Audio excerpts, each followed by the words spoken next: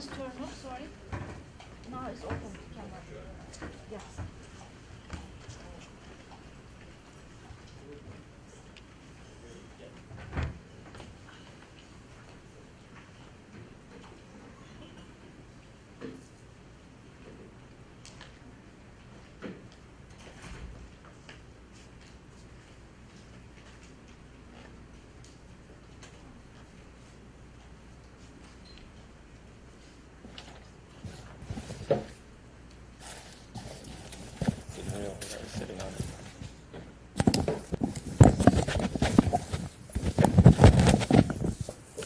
Even better. Thanks.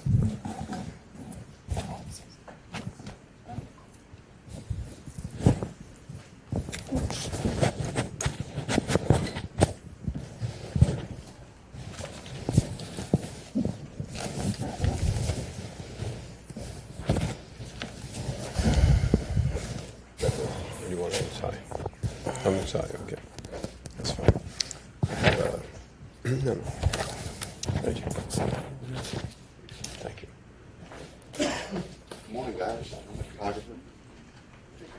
Everybody stay where you're at. Look on the camera, get this long. We're going to get you on the internet. Uh-oh. Right on the lens. All straight. Thanks, sir. Right on.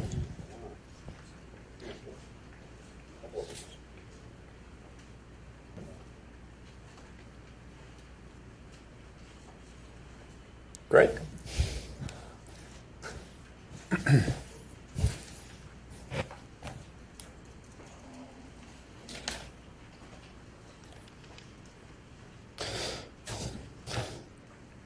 Good afternoon, ladies and gentlemen. My name is Kilic, Kanat, and I'm the research director at the SETA Foundation in Washington, D.C. And welcome to our panel about the Trump administration post-JCPOA Iran policy. As you all know by now, and as many have expected, the United States withdrew from JCPOA. And shortly after that, Secretary of State Pompeo declared an Iranian strategy, a new strategy, basically 12 different demands from the United States to renegotiate with Iran in regards to a new nuclear deal with Iran. So there are a lot of question marks, especially after the Kim-Trump meeting last week, which will be part of probably non-proliferation efforts of the United States around the world.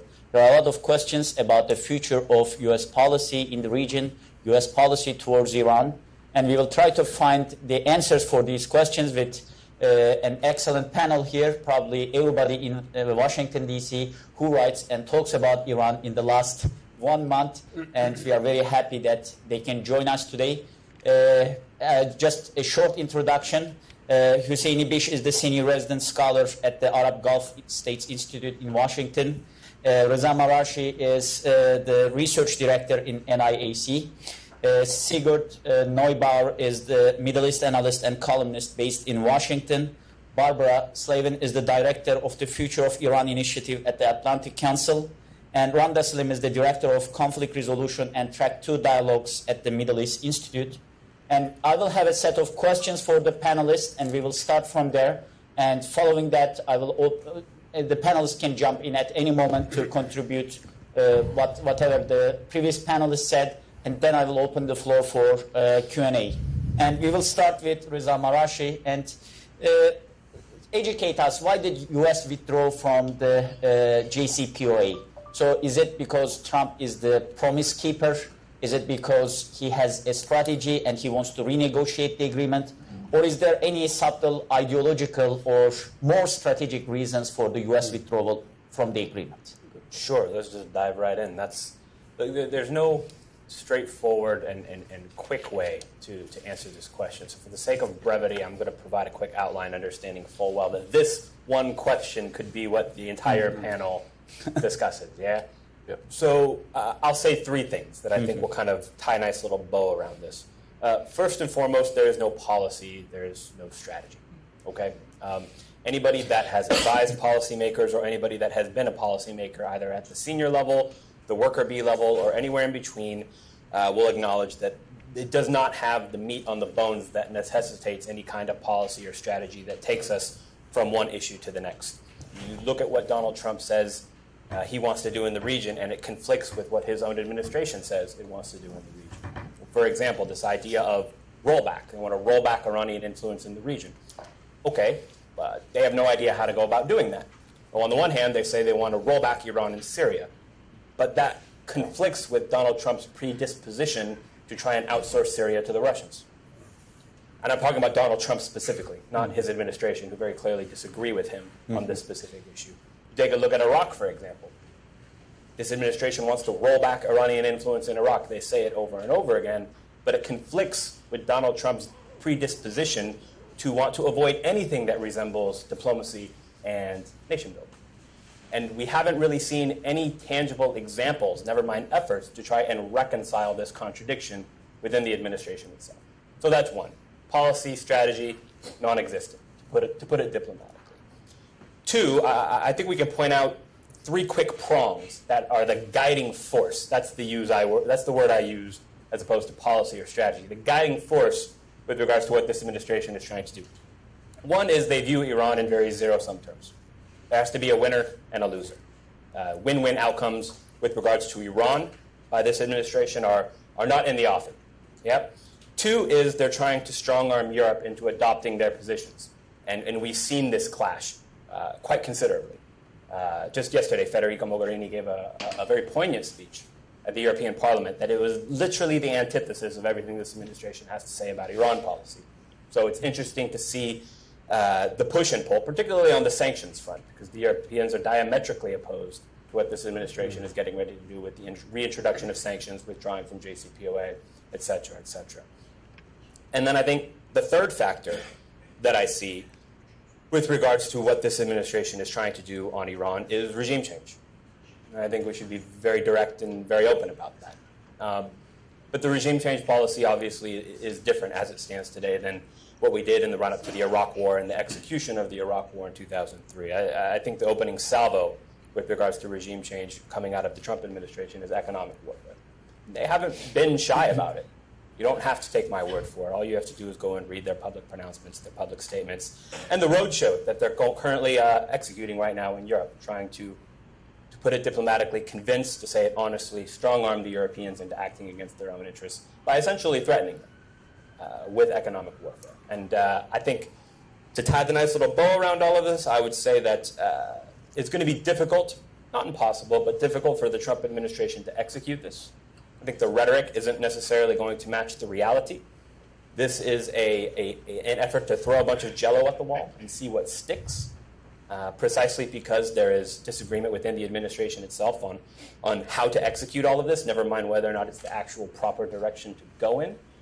And that's going to create a lot of opportunities for other countries to step in, take advantage, and approach this, be it tactically or strategically. And I'm not just talking about the Europeans. We also have the Turks, the Russians, the Chinese, the Indians, South Koreans, Japanese.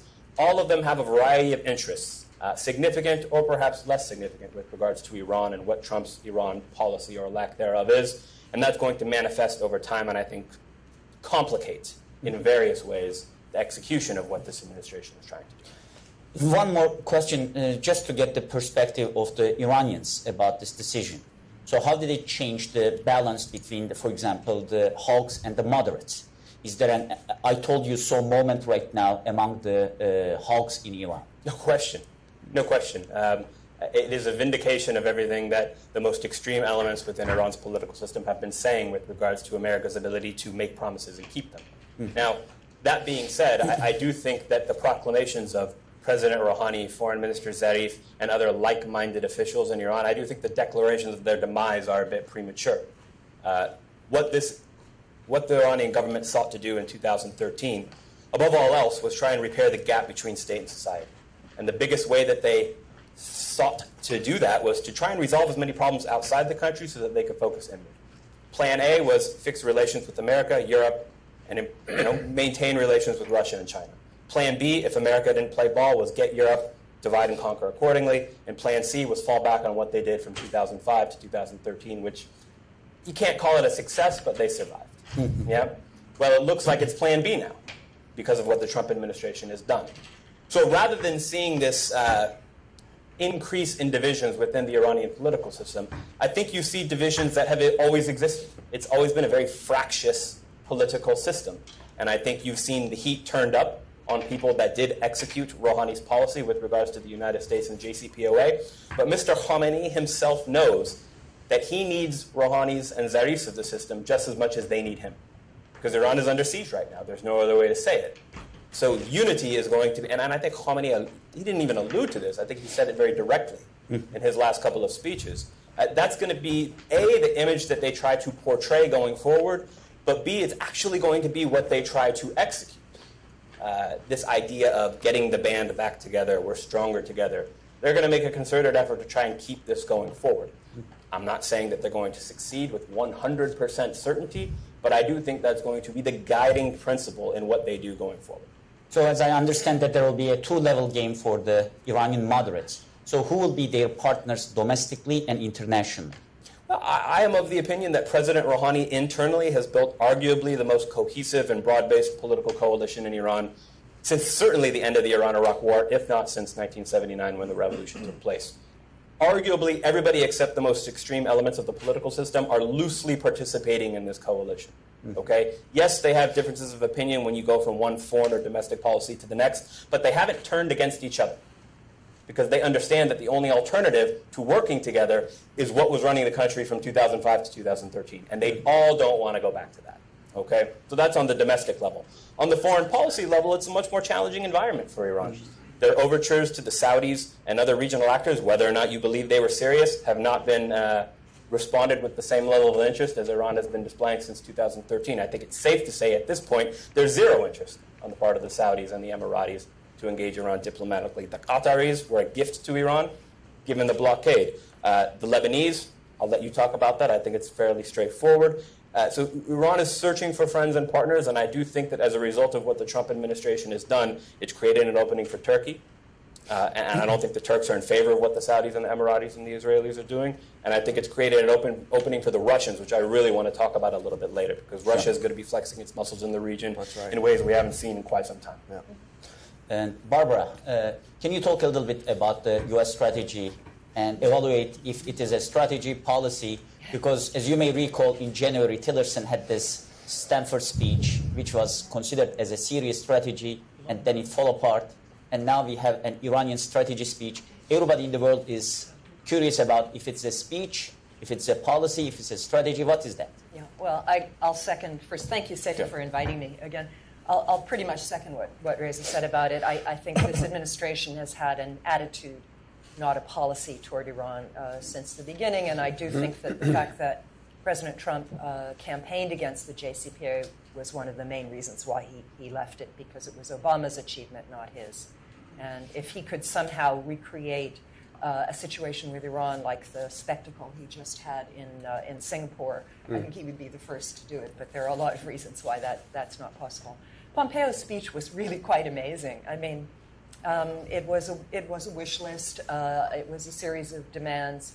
I think I described it this way. It's not just that Iran would have to the leopard would have to change his spots, but the leopard would have to become a lamb, subservient to its worst adversaries. That was, it was demanding a complete capitulation on the part of Iran on every single issue, which is not to say they're not all legitimate issues and ones that it would be terrific if we could actually discuss with Iran. I think what's really unfortunate is that by leaving the JCPOA, the U.S. has closed out its one main channel of communication at a senior level with the Iranian government, namely through the Joint Commission that meets every 3 months to talk about JCPOA implementation.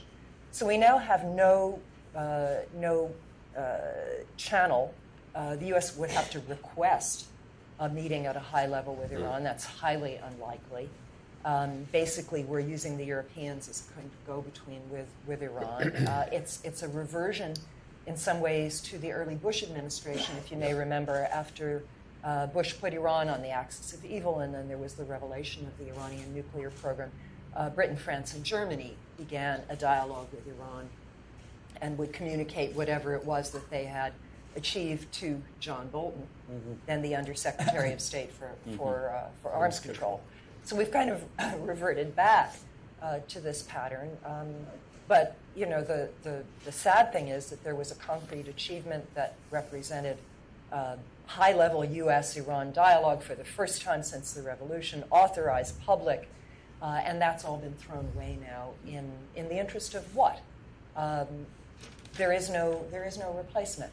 Now, I don't think the Iranians are going to immediately violate the agreement in a major way. I think they're going to hang in there for a few months.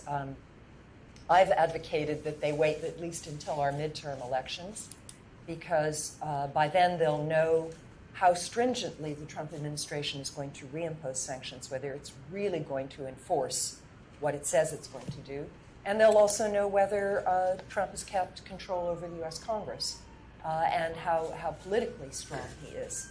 So I hear this now being regurgitated back from Tehran, which is good. So I think we have a few months to play with. And there are conversations going on with the Europeans. It's not just about sanctions.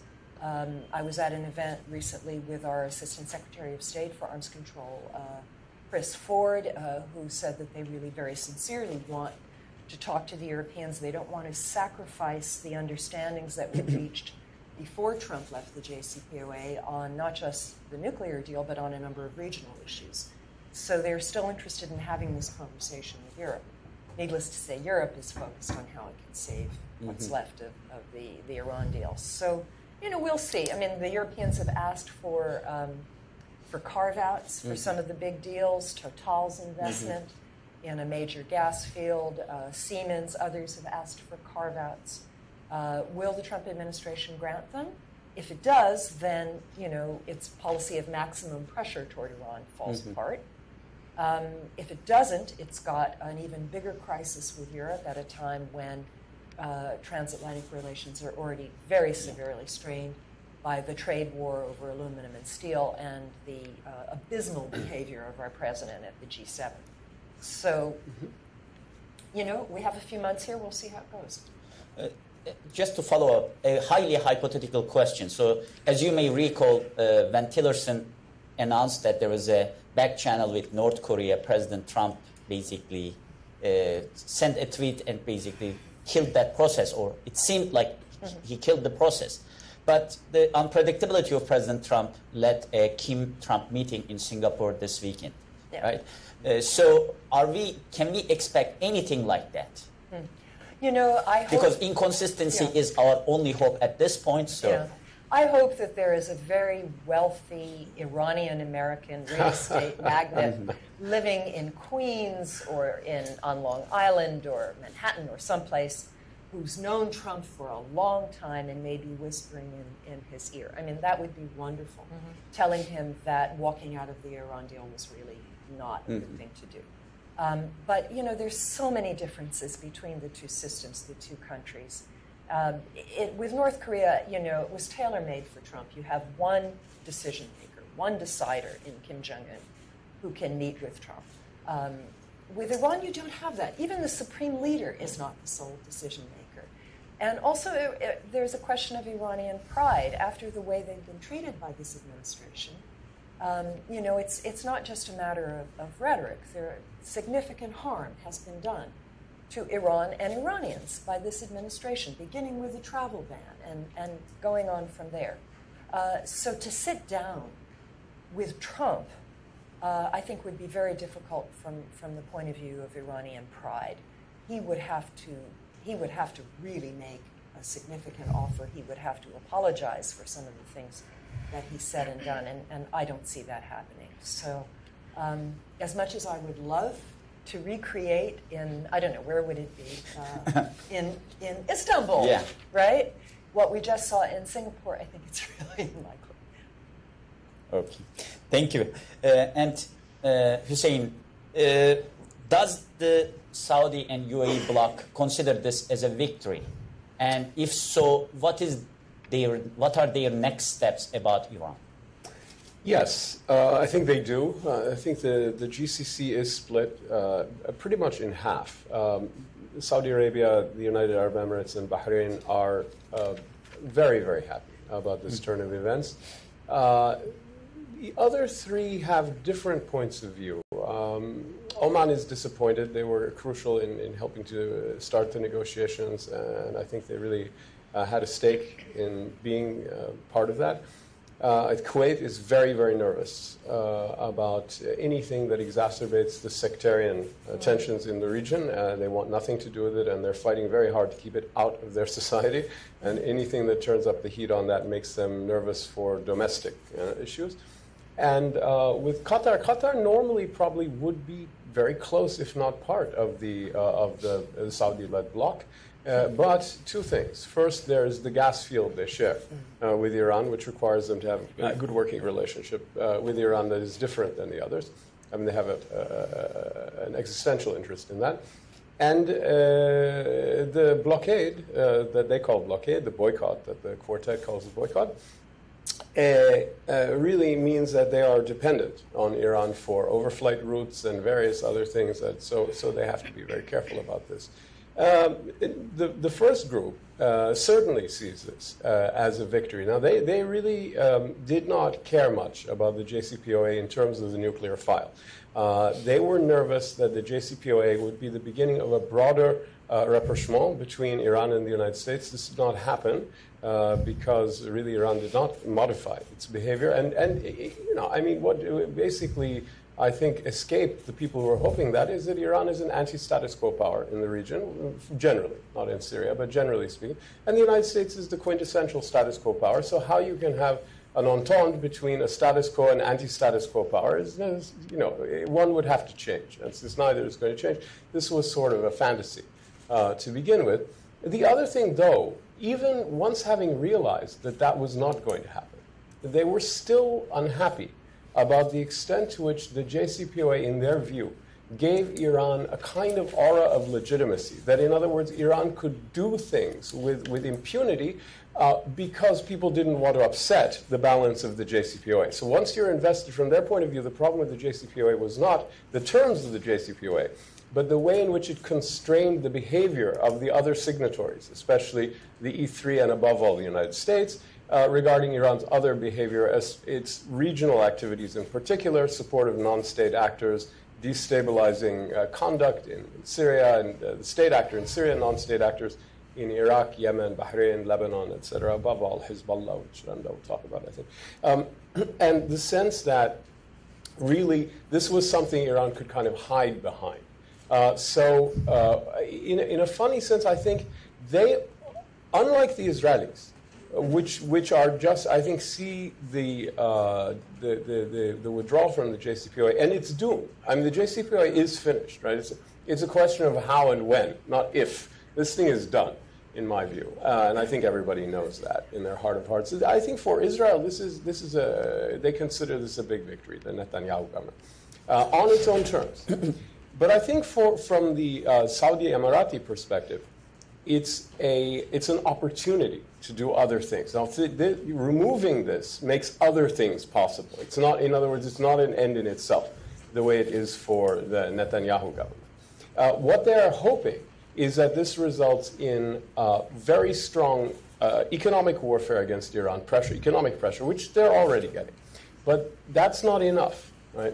The question, of course, just a quick aside, the question is, how is this perceived by the Trump administration? What do they think they're doing? This is something that not only the enemies or adversaries of the United States, like Iran, have to figure out, the allies of the United States have to try to figure out, well, what do the Americans think they're doing here? And there are two working models coming out of the administration. One is regime change, as we heard about, and there are people who are really probably led by John Bolton, who are really committed to regime change, and that's the only thing they want to talk about regarding Iran. Nothing other than that interests them. Yeah, whether it's short-term or long-term, how you get there, that you can discuss. But some other thing probably is not very interesting to them. Or other voices, most notably Mike Pompeo, the Secretary of State, are insisting, no, what we want is a different agreement, a broader agreement.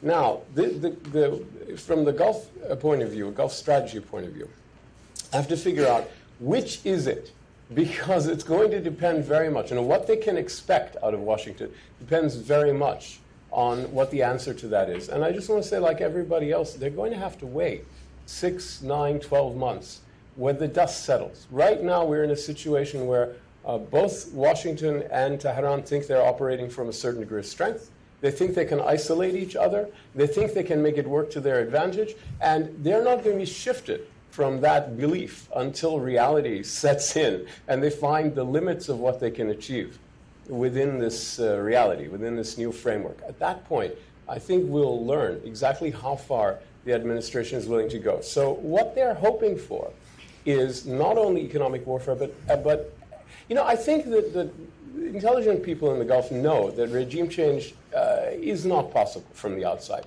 The Iranian regime is brittle, and there is opposition, and it may one day transform or fall or change, but they can't do much to influence that. It may or may not, and you would try to do things like economic pressure. You would try to encourage minorities, Baluchis, Arabs, Kurds to rise up, and there is this effort now by some of Iran's adversaries in a new way, and that is a real thing that is happening. Well, all of that is designed to kind of put your finger on the scale a little bit, but there is no instance in human history of an externally engineered regime change in these kind of situations. You can only help the natural process along. But what can be done, and I think what they're hoping for, is a combination of economic and diplomatic pressure combined with limited kinetic efforts in different areas that confront Iran and roll back its influence, the influence it's acquired in the Arab world and parts of the Middle East beyond what they would consider to be a natural sphere of influence, like, for instance, South Lebanon or parts of Iraq. But in Syria, for example, in the waters of the Gulf itself, in Yemen, they are hoping that the Israelis take action in parts of Syria, the Americans take action in other parts of Syria, that they can be involved diplomatically and politically in Iraq, that they now have a yellow, if not green light, to retake the port, not the city of Hodeidah, but the port of Hodeidah, which is very hard to imagine outside the context of the cancellation of the JCPOA. So they're going for broke in Yemen. Don't misunderstand the Hodeidah thing. This is an effort to end the war. It's the way Mosul was for the war against Daesh. Hodeidah port is for the war against the Houthis. This is analogous. So what they're hoping for is a big campaign of that to start to reverse the trend in the Middle East balance of power since 2003. Whether the amount they get of that will depend very much on what the administration concludes when the dust settles about what their policy really is. My guess, by the way, is that it will be a quest for a new deal, because regime change is a chimera. So can we get the impression that they don't find the Pompeo's strategy or the wish list realistic at this point? The 12 things. Yeah. Well, they have their own 14 things for the Qataris. So they're used to the things. So, they understand very well. The 12 things, and this is a biblical term because the Hebrew Bible refers to 10 commandments, the 10 things. Yeah. So I tend to call these wish lists things. The 12 things of Pompeo were 3 things. Right? Really, you could do an algebraic thing and just wipe them out. It's 3 things. It's the regional activities. It's the JCPOA issues themselves, the sunsets, what happens at the end of the JCPOA. You can make a pretty strong critique of the JCPOA if you focus on years 10, 11, 12, 13, especially year 13, that you can't do if you're talking about years 1 through 5 or 1 through 7. It was not the greatest deal of all time. I actually wish it had been saved. I liked it, but I see the problems with it. So they're focused on that. The second thing is the missiles, right? And the third is the regional activities. And on all those fronts, there is a potential for an understanding after both sides realize the limitations of what they can achieve or not achieve. And really, in a sense, I think in a year or so, the administration will have to realize the regime in Iran is not falling. It's as simple as that. It may, but it would not be because they did something or didn't. And on the Iranian side, I think there any hope that they can isolate Washington and that they can keep this ball in the air and keep the JCPOA going without the Americans are equally chimerical. And so at that point, they're going to figure out what their relationship is. That's when the Gulf states start to evaluate how much pushback against Iran they can generate, how reliable the United States will be as an ally in this, and where they can fit in, and where the Israelis fit in and others. And then finally, what will they have to do for themselves, with or without American support, and what can they do? So all those things are in the air. But I think there are potential understandings on all these issues once people accept the limitations of what they can achieve under the current circumstances, because I think there's a lot of hashish smoking on both sides going on. Yeah. Before Sigurd, Barbara, you were nodding your head when he said JCPOA is dead. Well, I'm not quite willing to. I mean, I think there is a version of it that can still survive. I've been very, very impressed by the European efforts to find ways of satisfying Iran's very reasonable, minimal expectations. The Iranians are not asking for Total and Siemens and all these other companies to stay. They're merely asking that they be able to continue to sell 450,000 barrels of oil a day to Europe, and that there's a way for them to get paid. That really is the extent of what they're asking for. So what that means then... And Europe may be able to provide that. You know, there are real questions about whether European companies will still be able to buy the oil, and then they can pay through central banks. They're working out a means to do that. So, you know, it could last. What that means is that it depends on Washington's attitude towards secondary and tertiary sanctions, towards central bank cash transfers, and what they, you know, basically how the Americans react if Europe does that. Yeah, but is the U.S. going to sanction that's the question. European central banks? Well, that's the question.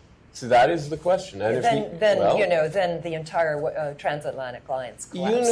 You know, there doesn't. First of all, I do think that's an exaggeration. But in addition to that, the Trump administration does not seem to be in love with the transatlantic alliance. That is true. Well, this is what the Europeans are realizing. Canada last I just spent about a month in Europe, Yeah. and I would say that at first they started to see this as a singular one-track issue of saving the JCPOA, and then once that's done, figure out how to talk to Iran in some kind of diplomatic way about missiles, regional stuff, et cetera, et cetera. That's not how they're looking at it anymore. Right. Really, across the board, they're looking at it as we have a transatlantic problem, where this president is fundamentally, and perhaps, depending on the trajectory of the next 3 to 6 months, irreparably changing for the worse, in my assessment, transatlantic relations. And thus, what we do now as Europeans, they say, is going to shape the next 5 to 10 years. So they're looking at Iran as part of a much bigger problem. JCPOA, excuse me, as part of a much bigger problem. No, for sure. I think that's exactly right. Sigurd, you can follow up with the GCC comments of Hussein and tell us a little about the Israeli perspective as well. Because they got the nuclear deal, they got the embassy, so it's a good month for Israel, so tell us about it. Let me... And Eurovision Song Contest, I forgot.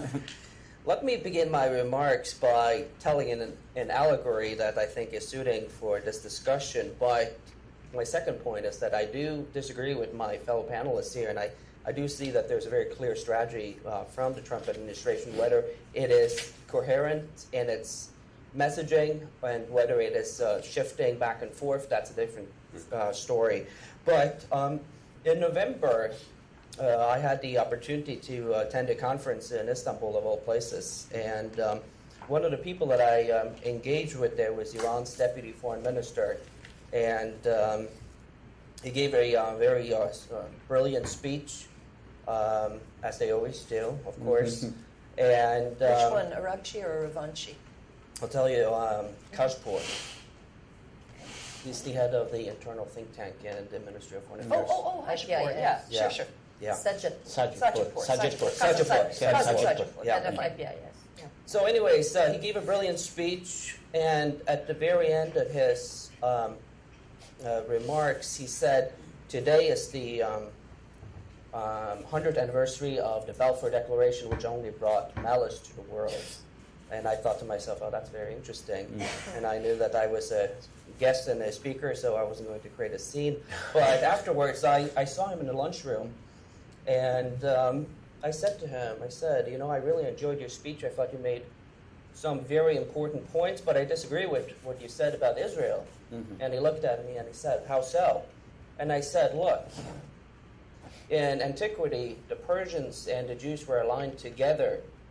And with the instability that is taking place now across the Middle East, whether it's Daesh or the post-Daesh phase in in Iraq, whether it is our close friends and partners in the Gulf fighting each other, and whether there are structural challenges within the broader Middle East, there is an opportunity for Israeli-Iranian alignment. And he said to me, he smiled, and he said, maybe in 100 years. So I said, no, I think it will be before then. And, I will not pretend that he agreed with what I had to say, but I didn't give him the standard speech and lecture about Hezbollah and Hamas and terrorism and all of that. But he got my point, and we continued chatting throughout the conference. Why is this story, I think, suiting for this environment or this conversation now in the post-JCPOA environment? For a number of reasons, because I think one criticism or one key point that has not been included in the analysis of the JCPOA was that the Obama administration made a calculated gamble that when the agreement would expire, that there would be a new leadership, a new supreme leader in Iran, and with that there would be an opportunity maybe to remove one of the planks of the ideological planks of the regime, which is fervently anti-Israel, fervently anti-Western. So the opportunity for a realignment with Iran is possible. And I think that was the strategic gamble that the Obama administration took at the time. We can go back and forth whether Iran changed its behavior or not, but that is really the core of the criticism against Iran. It's its foreign policy. And this is where I disagree with my fellow panelists about what is the U.S. strategy towards Iran and the region. And to me, it's quite clear. You saw President Trump at the Riyadh summit. He talked about Arab and Sunni unity against Iran. Mm-hmm. Right after that, he traveled to Israel. Whether or not we believe, or the royal we believe that Israel and the GCC will come together to align, to isolate Iran in the region, whether that's feasible and to what an extent it is feasible and what is happening underground, that's a different story. But that is clearly the strategic vision from the administration. Mm-hmm. We know that the Trump administration is preparing a peace plan for the Israelis and the Palestinians. There will never be a good time when it's released, but they're obviously mindful of that. I think that within a broader context, President Trump has made a premium to rebalance with the Saudis and the Emiratis. When the Gulf crisis broke, that became a threat to that strategy, in my view, because a prolonged stalemate, for all the obvious reasons, is hampering any sort of Arab-Israeli alignment in the strategic realm. But I will say that there are a few indications on the way, and one of them, I think, was the muted criticism that you saw against President Trump's decision to move the embassy to Jerusalem. You saw also that when the Arab League had its summit, the so-called the Jerusalem Summit, no Arab leader criticized the move except for Palestinian President Abbas. I think that in the best case scenario, perhaps, whenever that peace plan is presented, that in the best case scenario, the Arab states or the Arab partners will not vocally oppose it, but perhaps go along. I do think that there is some real change in the Israel-GCC relationship. It is no longer a taboo that it used to be before the crisis. In fact, I was on Al Jazeera yesterday, of all places, talking about it and about the New Yorker article that I would recommend everyone to read that just came out a couple of days ago. So there's a lot of momentum there. The question really is, in my view, is that whether these relationships are tactical or whether this is actually a strategic alliance. I think on the positive side, you'll see that the alliance between Saudi Arabia, Egypt, and the United Arab Emirates is holding tight. There's no fractions in that alliance. Mm-hmm. We're seeing now with some of the instability in Jordan that Jordan is moving closer to that alliance. I call it Trump's Sunni alliance. Mm-hmm. And Jordan was, of course, one of the only Arab countries to protest vocally against President Trump's decision to move the embassy in Jerusalem to Jerusalem. So I think that that's one factor.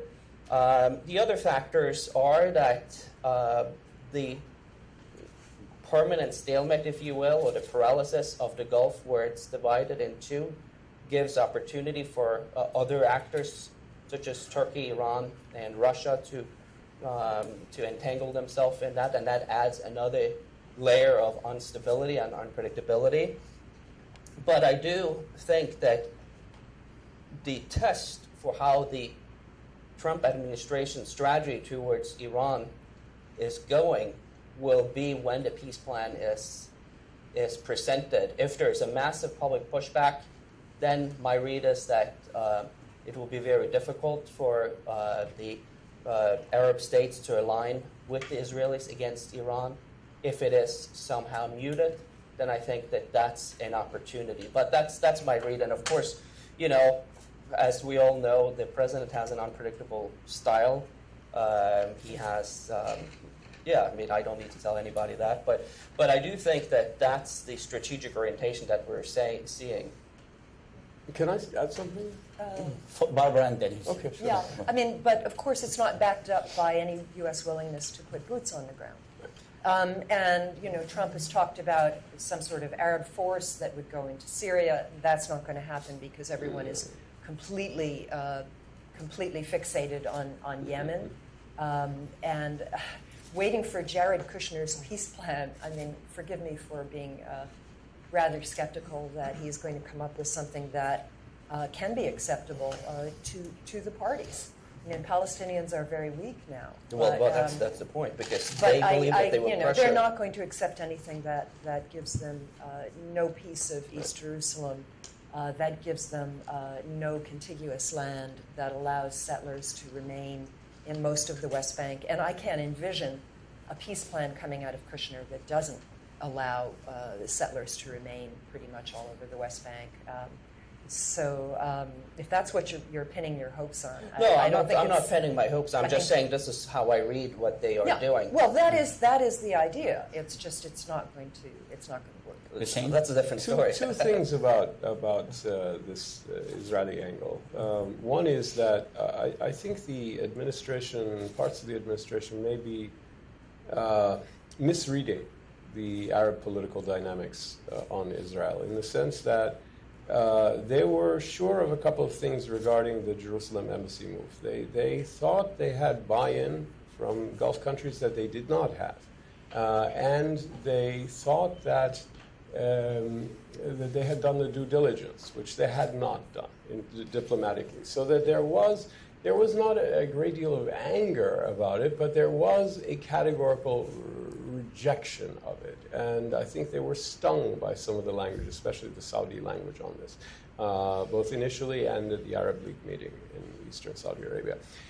Number one. Number two, I think any hope that Arab countries, especially Saudi Arabia, could or would try to drag the Palestinians into negotiations or force them to agree to terms that they categorically will not consider is wrong. Neither do they want to do that, nor can they do that.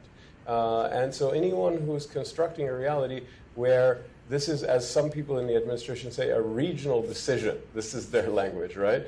And Palestinians will, open quote, get over it, close quote, because this is a regional decision. This is the kind of language I hear, is totally misreading Arab dynamics. Exactly. And there is not a desire to do that, nor an ability to do it, nor a willingness to do it. This is really another alternate reality. Exactly. Well, it is an alternative reality in the sense that it's break from traditional diplomacy, but that is the modus operandi of Trump, whether one agrees with it or not. Yeah. Mm-hmm. I'm just saying it won't happen. Yeah. So I mean, I agree with Hussein that, of course, without an equitable solution for the Palestinians, the Arabs are going to resist. But I think that that's my sense is that this is the direction of the administration that it is going. And we also know that you can just see it from the media, the close personal relationship between Mohammed bin Salman Jared Kushner and so forth. So this is just a new day, and they're trying new solutions. Okay, you're not wrong. I'm not saying you're wrong. What I am saying is that there has to be Palestinian buy-in. Yeah, right. And course, without Palestinian buy-in, the Arabs can't go forward with this. Exactly. The Saudis can't go forward with it, and they can't force the Palestinians to buy in if the Palestinians won't. Yeah. But I think they will try to force them to. They cannot. No, they cannot. With you and what army? I mean, no, they cannot. They cannot. They won't try. They won't try to do it. If they know the answer is no, Even if it won't work. they won't succeed. They won't succeed. So they won't try. I mean, there is a track record Exactly. of the U.S. trying to force the Palestinians Right. and try to force the Arabs to force the Palestinians, and every time this has met with failure. So it why better is not it going be to be different? It today? had better not be the strategy. That's all. Yeah. So. But going back to what Randa said, I think that moving the conversation towards what does that mean for Iran in the region, I do think that that I would agree that the likelihood of that succeeding is small, but building on the argument that it does not succeed, the relationships between Israel and the Arab states will be tactical at best, because what we have seen is that we have seen kind of like a Hobbesian environment where everyone is against everyone, including now Saudi and Emiratis picking on Turkey. So it's kind of a chaotic environment where it's going to be very difficult to understand what direction policy will be going. But again, like I said in my first introductory remarks, assuming that you have a different leader of Iran, whether that happens organically through the passing of a supreme leader or not, the opportunity for rebalance with Iran is something that I think everybody is waiting for. And they're not pinning their hopes that it will happen with Ali Khamenei, but perhaps sometime in the future. So upholding some sort of a status quo of balance of power, I think, will be really important in the interim period. I think the main question will be are these countries powerful enough, strong enough institutionally, domestically, and regionally to basically pressure Palestinians and create a diplomatic initiative? No, they're not going to try to do that. Look, I mean, saying, look, they didn't respond emotionally enough to the Jerusalem embassy move and other things is true, but it doesn't indicate where their policy is. Similarly, you could say, well, there wasn't a huge outcry over the killings on the Gaza border, but that doesn't mean that, that the basic dynamics of Arab political sentiments and the standard equation is not there. There are three reasons why even countries like Saudi Arabia, the UAE, and others, and Qatar too, that want a better strategic relationship with Israel because they perceive an Iranian threat, there are three things holding them back. One is obvious that everybody knows, which is the political blowback. Right? I don't even have to explain that. The fear of being criticized. The second is criticized publicly? Yeah, publicly, domestically. That they have decades and decades of demanding things, and they can't just abandon it. So the political blowback. The second is values. I mean, these are not uniquely value-free people. These are Arabs and Muslims. They actually do believe in things. Yes, they have national interests, and they can be cynical like anybody else, but they also do have some opinions and beliefs. It's a factor. The third and most important, which most people forget, is the strategic question. Right? The strategic issue here has to do with the way in which the Palestinian issue feeds into instability in the region. It is a great advantage to Iran and its allies like Hezbollah. It is a huge asset to Al-Qaeda, Daesh, anybody in the Middle East who wants to challenge the status quo can just pick this issue up and scream loud. They don't even have to do anything. They just have to outbid everybody else on the issue and start to call everything Al-Quds this and Al-Quds that and just go nuts. And it wins you points. And so they know very well in Riyadh and Abu Dhabi and these other that they will not have a good night's sleep and they will not have the stability that they crave until this issue of the occupation is settled. So they cannot just walk away from it. And in the Arab public sphere, and there are spheres, there is an Arab public sphere when it comes to the Palestinian issue. And there is two red lines that I think the Arab publics will not accept any leader to cross. One is to abandon the Palestinian cause. That's, the top, and you can, And then the second is to accept for the Palestinians less than what the Palestinians are willing to accept. Exactly. These are the two red lines that Arab leaders know, that Arab publics expect. And if they cross this red line, they are going to pay a price in terms of domestic stability, in terms of reputational damage, in terms of, it's going to be a heavy price. And I don't see any Arab leader, even in the Gulf today, as Hussein well articulated, who does not understand these red lines and who is willing to cross any of these lines. Excellent. I just wanted to underline something that Hussein said about the gift this would give to fundamentalist and terrorist groups. Definitely. I mean, we have a young king in Saudi Arabia who is, how should we put it, making a lot of waves with a number of activities, including some social reforms that are bitterly opposed by Islamic fundamentalists. So for him to then completely abandon the Palestinian cause on top of letting women drive and mixing of the sexes and all the rest, could really be explosive, I think, for his leadership. I mean, if there is one holy issue in the Arab world, it is the Palestinians. Yeah. There is nothing else. I mean, this is the holy issue. I just want to add one more point, and that is that because the divisions in the Arab world within the Gulf in particular, I think that there is an opportunity from an Israeli point of view to capitalize on that, and I think that that's what they're trying to do. And if you look at from when the Arab Peace Initiative was presented to where we're today, essentially the Israelis have gotten more than they had asked for without really providing any concessions to the Palestinians. So I think that that's one dynamic. The second dynamic, I think, is that maybe Hussein will disagree with me here, but what has happened with the Gulf crisis is that it has fundamentally paralyzed any sort of cohesive ability for the Arab states to act collectively, including on this issue.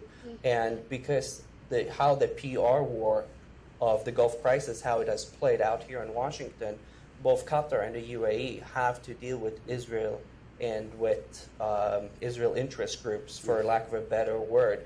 And what that has created is that both of them are dealing with Israel from a position of weakness because they're logged into this really nasty dispute. And there's really very difficult to repair that rift. So what is happening in between is that as these dynamics unfold, as we have seen, there have been some efforts even to isolate Oman between the Trump administration and now again in some think tank circles, because Oman is quote unquote too close to Iran. So these kind of political agendas, if you will, are only driving more insecurity into the region and casting doubts over whether our friends and partners in the region can be helping create momentum and policy changes. And I think that's the real challenge that we're in. It's kind of a tragedy, if you will, what has happened. I disagree very short. Yeah, very I disagree only with this. I think the boycott is a very big deal for Qatar, but it's not a big deal at all for Saudi Arabia or the UAE. It's a very minor matter from their point of view.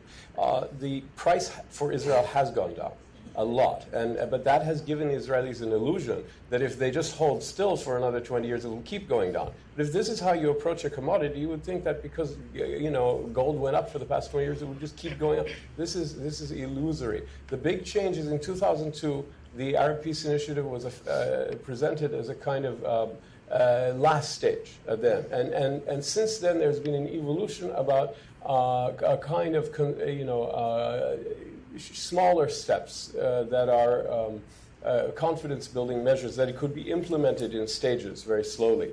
And the Israelis could do a little here, and then the Arabs could do a little there. But the problem is the Israeli government doesn't want to do anything at all regarding the Palestinians. They don't feel sufficient pressure. So again, like for the Arabs, the Palestinian thing is a big deal, but for the Israeli side, it's inconsequential. Those are both two issues where one side feels the pain very greatly, and the other side, you have to even remind them it exists, or they can forget. Randa, going to another dimension of this debate, Iran's regional proxies.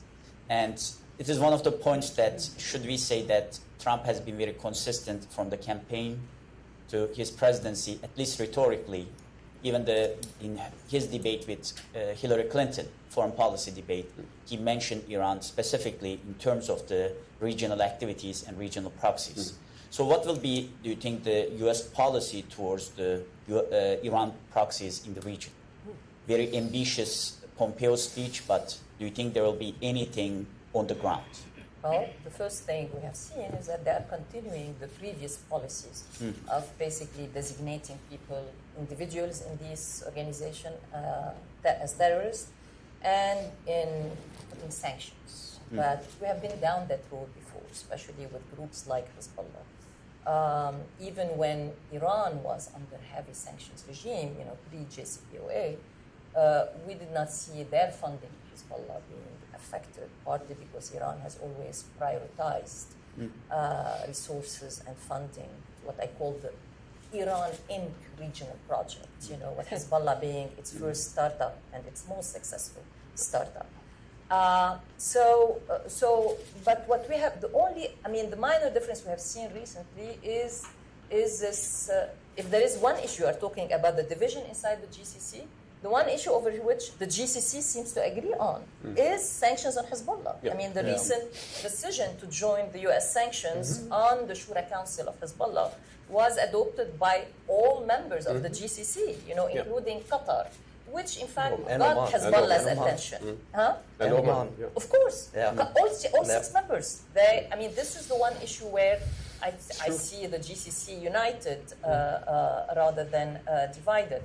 And that's, in my opinion, one issue also where, on one hand, it's going to be very hard in the beginning, especially now, to make Iran to change its policies. But on the other hand, it's one issue where arrangement could be made, where some confidence-building measures could be done in the future, especially on the Saudi-Iranian front. And I mean by that Yemen. Yemen, in my opinion, is one place where, depending on what happens with Hodeidah going forward, and how Hodeidah will change the dynamics of the conflict inside Yemen. But I can see Yemen as one place where we can see the beginning of some kind of an understanding, building on what Hussein has said, between especially Saudi Arabia and Iran. Partly because Yemen is not that important to Iran. It's very important to Saudi Arabia. 2, there is really no disagreement between Iran and Saudi Arabia on the final outcome in Yemen. Both of them endorse a power-sharing arrangement.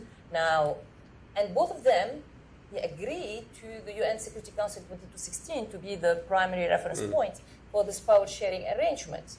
Unlike Syria, for example, in Syria, the whole approach of Iran revolves around the preservation of one man and his family on power, partly because the understanding has always been in Syria, in Iran. Defeating Assad means basically, defeating Hezbollah and eventually defeating Iran. Right. In Yemen, you don't have that kind of buy-in or a pivot around one man's survival. Not from the Saudis vis-a-vis Hadi, and not from the Iranians. Both understand a power-sharing arrangement. And so there is a dialogue going on right now between Iran and the Europeans, supposedly in which Yemen is being discussed, and in which potentially some kind of overture from Iran on Yemen is possible. However, at this point, at this early stage in the game of confrontation between Iran and the United States, I don't see Iran really willing to let go of any cards. No, I think they are going to be holding... Yeah, that's what I'm saying. They are going to be holding these cards until, as you said, everybody has tested each other out, and everybody is ready, to start thinking some kind of arrangements. So Yemen would be the first place where this is a possible arrangement and could really be open a space for a bilateral overture between Iran and Saudi Arabia, which has failed to happen. I agree with you. There has been a lot of overtures, especially from Zarif, and from Rouhani himself, attempts by Kuwait to mediate that kind of relationship, and they all went nowhere, basically vetoed down by the Saudis and the Emiratis. I think if this dialogue between Europe and Iran, later down, not now, later in the game, can produce some kind of a concession, some kind of an understanding on, and some kind of assistance by the Iranians in bringing Houthis to the negotiation table. Again, I say that with the proviso that we need not inflate Iranian influence on the Houthis. The Houthis are quite a independent bunch of group of people, to be very honest, and they have over time, with the progress of the military intervention in Yemen, the influence of Iran has increased. They have a little bit more leverage, but they have not as much leverage as that we think that they have over the Houthis. But they can help in bringing Houthis to the table, especially via Hezbollah, because the party that has more influence on the Houthis is Hezbollah and not the IRGC. Right. So via Hezbollah, they can bring the Houthis to the table and they can moderate Houthis' demands. Yeah. And eventually there is a deal to be found in Yemen, very much, not necessarily according to 2216, but basically living up to the spirit of 2216 without applying 2216 in its terms. And that could be the beginning of a new relationship between the Saudis and the Yemen and the Iranians. About a year ago, I wrote a piece about proposing a four-phase thing that began with Yemen for exactly the logic that you sketched, and then going to maritime issues, because I think both have a stake in free passage and maritime security in the waters of the Gulf itself. So if you can get an understanding on Yemen, you'll probably get an understanding on maritime security. And at that point, hopefully you've built up enough of a dialogue that you can start to tackle questions of spheres of influence in places like Iraq and Syria. And ultimately, the big kahuna is the non-state actors, which Hezbollah, the PMFs, etc. And that comes at the very end. But that's where I come. I think even let's move then next to Iraq. You know, in terms of where Iran's influence in Iraq. And so Yemen is sold. Not sold. It can provide an opening. Exactly. It can provide an opening. So if we talk about Iranian influence, I think part of the arrangement is that there need to be an understanding between the Saudis and the Iranians with the Americans that this whole objective or the wish list of rolling back Iranian influence in the region is not going to happen. We have to live with some measure, with some level of Iranian presence and influence in the region. It's a very controversial thing because I know. It's going to be higher in some places than others. In Yemen, already it is much lower, and that's where the arrangement is possible and why the arrangement is possible in Yemen. I think Iraq is another place where that influence could be curtailed. We have already a number of actors in Iraq, starting with Abadi, with Muqtada Sadr, with Hakim, with Sistani, who basically are Arab nationalists, but at the same time they are pragmatic political players. Iran is on their border. Iran has military presence in Iraq.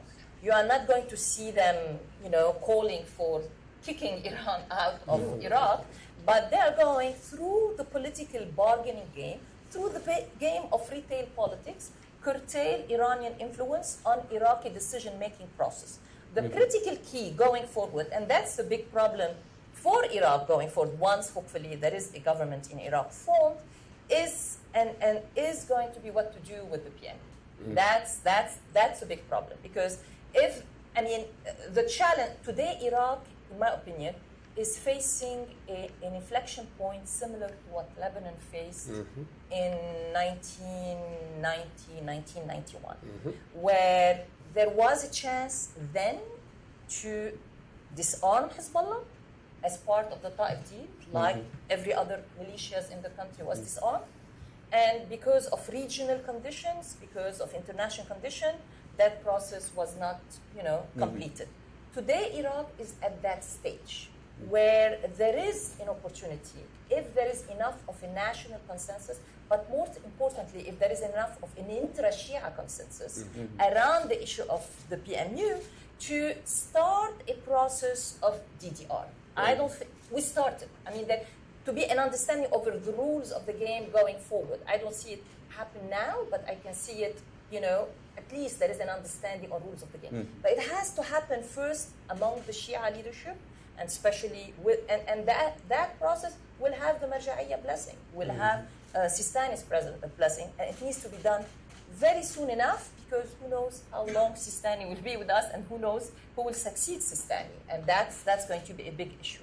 So that's the second part of. So Iraq will continue to have influence in Iraq, but Iran will continue to have influence in Iraq, but it can be curtailed, which brings us to Syria.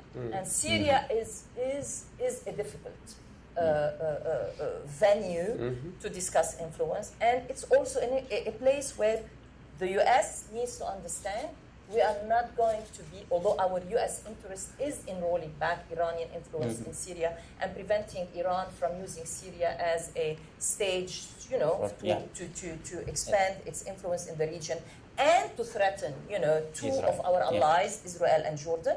I think there is also an understanding, given, Trump's promise of exiting from Syria, which I think is going to happen sooner than people think. Today, Syria's policy revolves around Trump saying, I want to be out totally, and everybody else in the administration saying no. And every 6 months, they go into this debate of, yes, I want to be out, but no, let's try to convince him to stay, And I think after the North Korea summit, there is a Trump who is emboldened to be Trump. And I'm afraid that the next time, which is just pre-November, when this decision is going to come back again, I think then the timeline will need to be set for a U.S. force withdrawal from Syria, which means we will not have the kind of leverage on the ground to be able to execute the objective of rolling back Iranian influence, at least in Syria. That will leave Israel, out there alone to try to achieve its objectives, strategic objectives. One of which is to put some to curtail again Iranian conventional military capacities that are well established in Syria. And this is where Russia is coming in. There is this dialogue now going on, which is being mediated indirectly by Russia between the Iranians and the Israeli.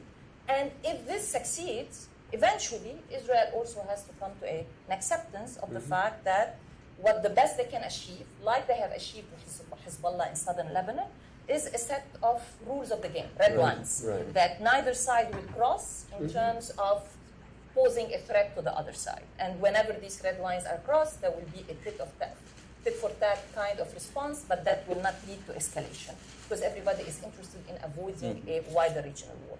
Which brings us to the last big problem, which is Hezbollah in Lebanon. And that's where I see right now, for the foreseeable future, I don't see that, being able to be changed. Partly because I don't see us willing to put the skin in the game, the resources, not even the political will to tackle this issue in the long term. Lebanon, I don't see right now a serious military challenger to Hezbollah in Lebanon. And although we are investing in the Lebanese army, but I don't see the Lebanese army being able to do the job or achieve the objective that we dream, or some sectors in the administration dream that the Lebanese army can eventually achieve. I don't see that happening in But there's a lesser goal. What is that dream? I'm sorry. Which is to disarm Hezbollah. Okay, I just want to make sure I understood properly.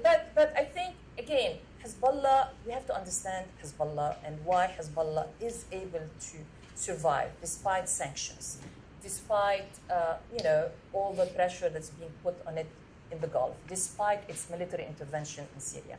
Why is Hezbollah able to survive? And when we talk about non-state armed groups in the Middle East, we always think about them, or we analyze them through the terrorism lens, However, there are certain social, economic, cultural factors that have given rise to these groups and that sustain these groups. Hezbollah's narrative in Lebanon, which maintains its appeal to the major constituency in the country, which is the Shia, and it's very clear from the recent parliamentary elections that hold that Hezbollah has been able to maintain on the Shia has not receded. They were, with Amal, able to secure 26 seats out of 27 seats in the parliament that are secured or reserved for the Shia. So, in that respect, this understanding or this covenant that exists between Hezbollah and a principal community, political community in the Lebanese country has not been broken and is not going to be broken, partly because of two things. Partly because there is still a broken Lebanese social contract that needs somehow, at some point, need to be examined, hopefully without violence, like happened with the Civil War. And unless we try to somehow re-examine this, re-engineer this social contract through some kind of a national dialogue, Hezbollah will continue to appeal to the Shia of Lebanon, which is the largest minority of the minority groups in Lebanon, to be as their protector of as their enabler of political power, as the means to their empowerment, and argue that their weapons are the means to their empowerment, political and economic.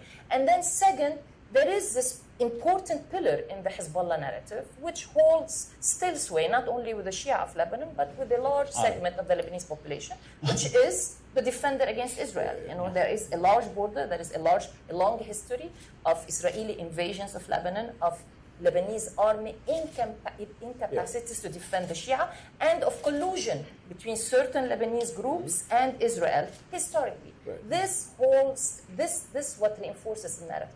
So the Trump administration is correct in saying Hezbollah is the big kahuna, and it is the big kahuna. If, as I said earlier, in the Iran Business Inc. model, Hezbollah is the successful startup. It's the model. Yeah. It's the enabler. It is the best franchisee, if we can put it. It's the trainer of trainers, now.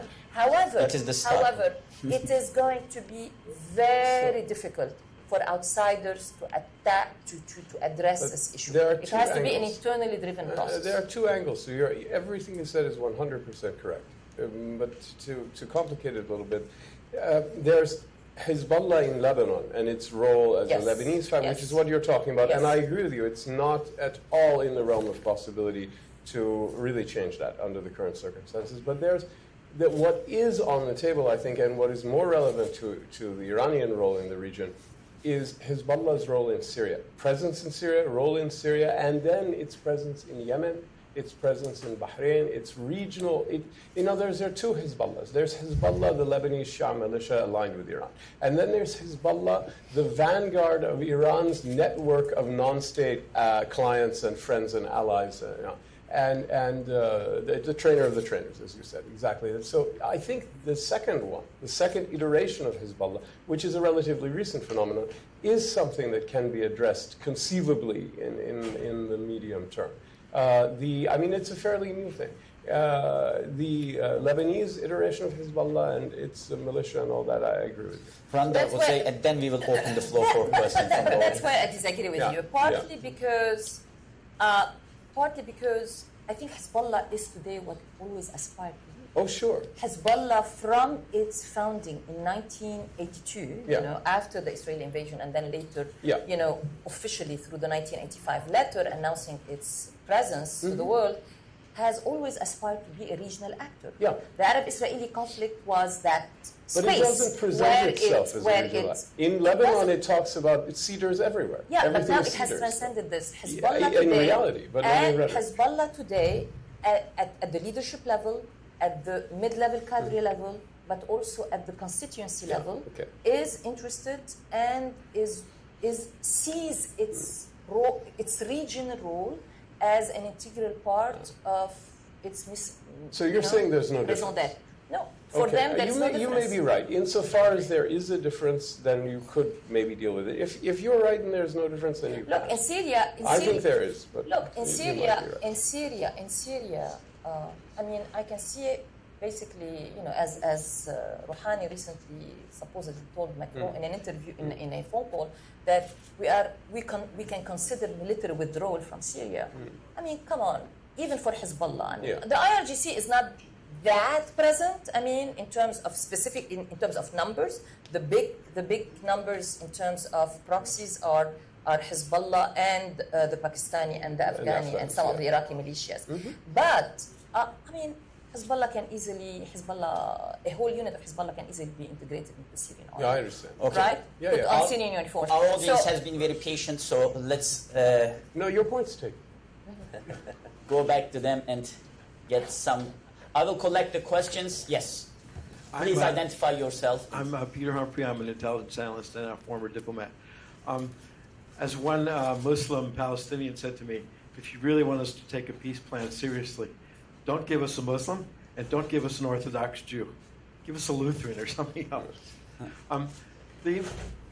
When I talk to administration people, the sense that they're trying to collapse the economy in Iran seems to be on target, but not for the purposes mentioned here. There's no sense that during the next 2 years of this administration we're going to change the regime. But they certainly want to turn off the tap to the militias and to Hezbollah and to the Syrian government. So if they can pressure the internal situation enough and inflate the Toman enough, that will hurt on available capital to hand over to these forces further west. That's why the Gulf countries are so What if I were to tell enthusiastic. you that it won't, though? Because the sanctions that Iran... Let's collect the questions and then, yes. We'll start with you, Reza. Hi, Robert Friedman, Johns Hopkins. Thank you. Really good panel. Very much appreciated. Question deals with Russia. There seems to be two theories on the table now. One, that Russia wants to limit Iran's role so it itself can play a larger role in Syria economically as well as otherwise, hence the cooperation with Israel. The second theory is that no, Russia needs Iran too much as an ally in Syria and elsewhere in the world. Which of these two, or perhaps a third theory, do you hold? Okay, Great question. let's start. Reza, Sure. with you. The first question, you want to go first, right? Yeah, sure. They're both good questions. Yeah. But when the sanctions that Iran is facing today and the sanctions that Iran is getting ready to face, in my assessment, are not going to match what Iran was facing at the peak of sanctions in 2011 and 2012. Precisely because, at least for the foreseeable future, short to medium term, we're not going to get the European buy-in that we had in those previous years. Yeah? Unless they start processing uranium. Which they're not going to do. There's a variety of things that they can do to escalate the situation before they do things that would cause a concern with regards to proliferation, particularly R&D. There's a lot that they can do on the R&D front that have no risk attached to nuclear weapons. So I think they realize the position that they're in. I think they realize that there's an attempt to encircle them and put the country under siege politically, economically, socially, militarily. So it's not exactly in the Iranian MO to do the stupidest thing first. You can say they're doing stupid things if you'd like, but the stupidest thing, you'd be hard-pressed to find them doing that first and foremost. So, peak of sanctions, 2011, 2012. Did they reduce the expenditures on non-state actors in the region? No.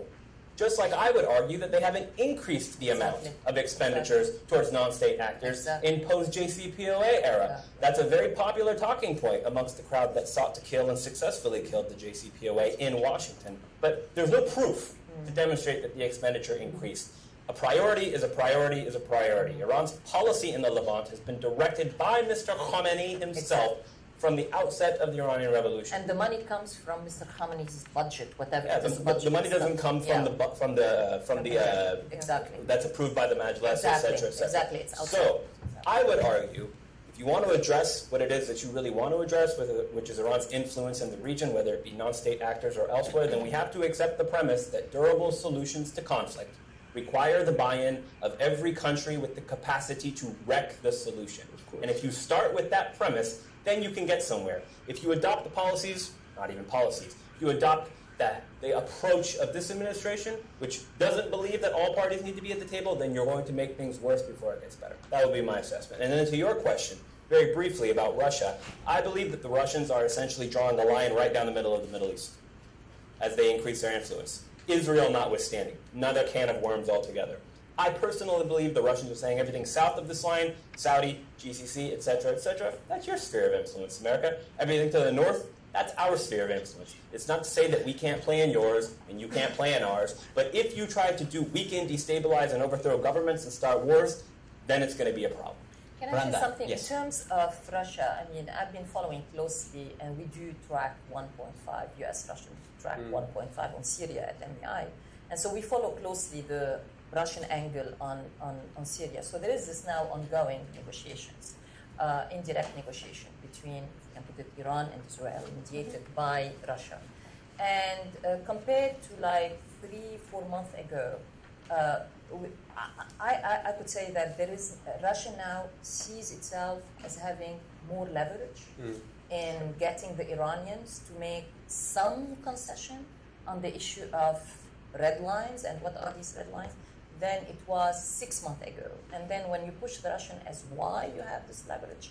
And I think partly it's maybe two factors, but it's still too early to tell. But they are saying that the Iranians seem to be more amenable, to discuss accommodation or new rules. One is that home front trouble, which make the Iranian less interested in engaging in having the situation escalate into some kind of regional war that puts its equities in Syria, Hezbollah, its equities in Iraq on the line. And then second is the Trump administration, which is,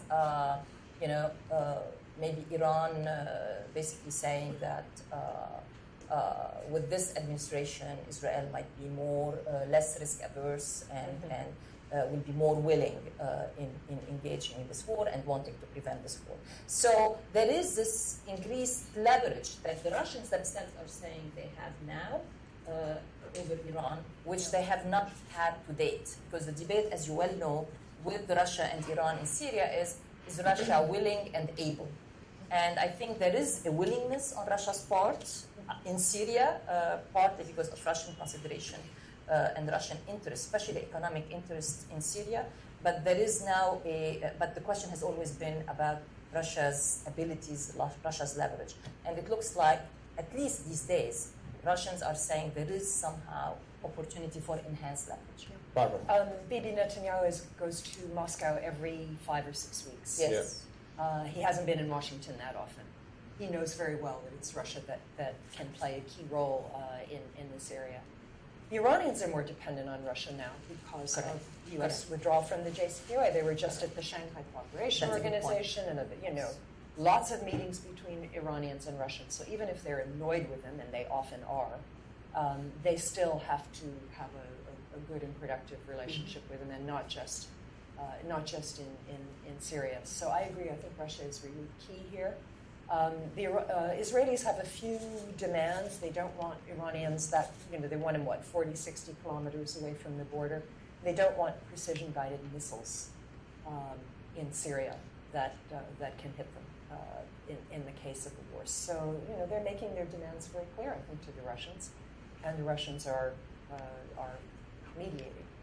I think we're actually going to see very quickly whether or not the Russians can play the role that is perhaps pacifier or de facto peacemaker between Israel and Iran and Hezbollah and so on and so forth. I mean, right now we have a situation where the Israelis are saying we want the Iranians and Hezbollah as far away from the Golan as possible. Yeah? But I think what the Russians, and by extension the Syrian government, have done, which is quite clever, is they're saying, okay, we can facilitate that. We'll get the Iranians out, but we need you to move back to the area of the Golan that you were occupying starting in 2011. Yeah. And I don't know if the Israelis are going to do it. I don't think it's the soldiers.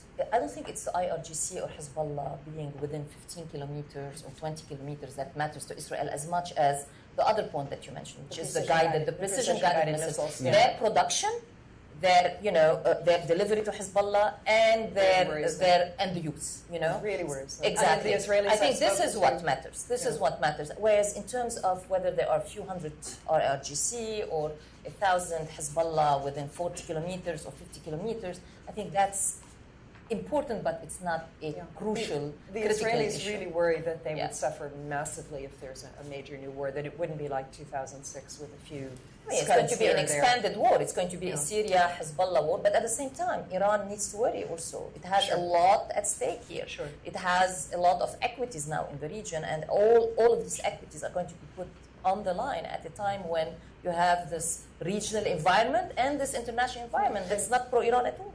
Ideally, you would want Israelis and Iranians talking to each other directly.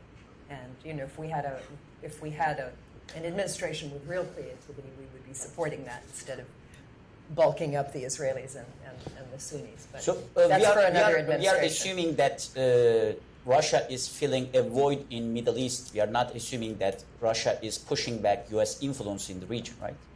Well, I would just. The U.S. has retreated. I would add one point, and I would say that some of the Gulf states are trying to rebalance between the United States and Russia.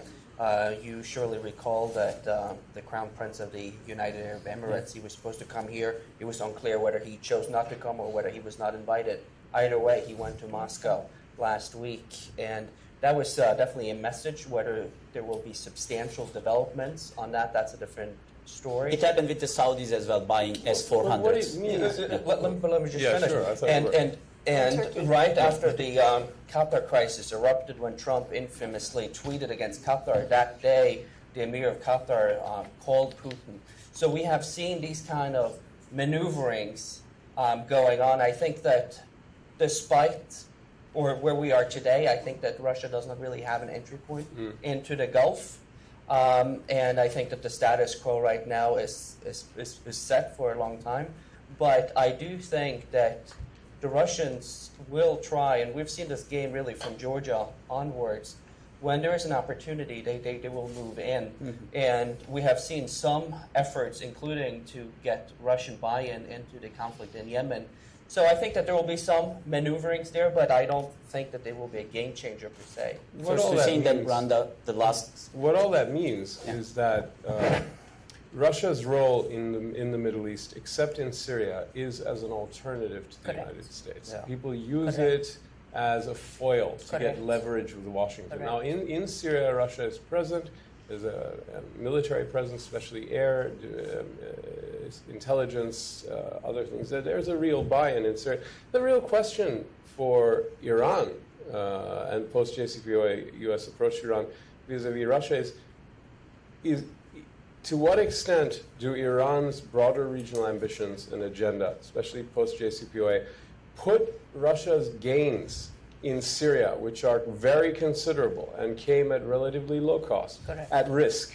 And therefore you can create daylight and a kind of space between Moscow and Tehran to separate the two and find a way of using Russia's interests in Syria that they have secured as a means of pushing back against Iran, or to what extent, as Professor Friedman was saying, is Russia simply dependent on Iran and its allies for securing the ground, which they're not present on.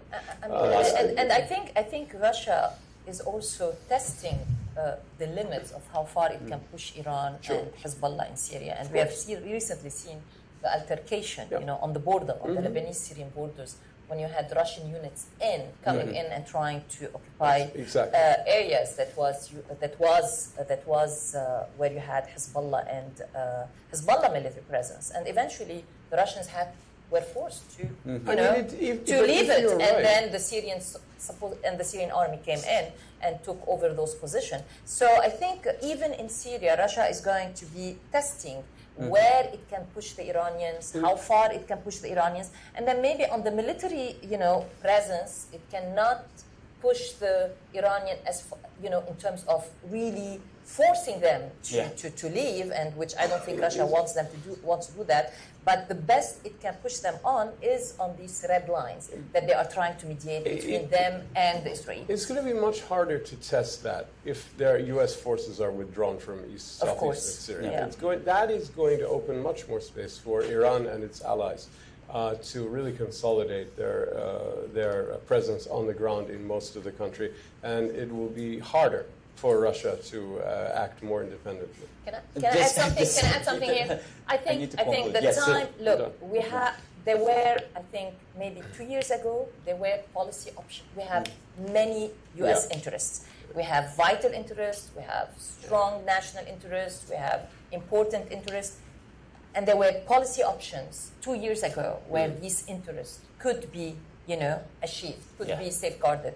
Today, we have to make a choice. Yeah. I think since the Obama administration took away a lot of these policy options off the table, and today with Trump's explicit promise of exiting from the Middle East, we even have less option in terms of safeguarding these interests. So we really have to make a choice about which interests we need, are most important to safeguard, and how we go about that.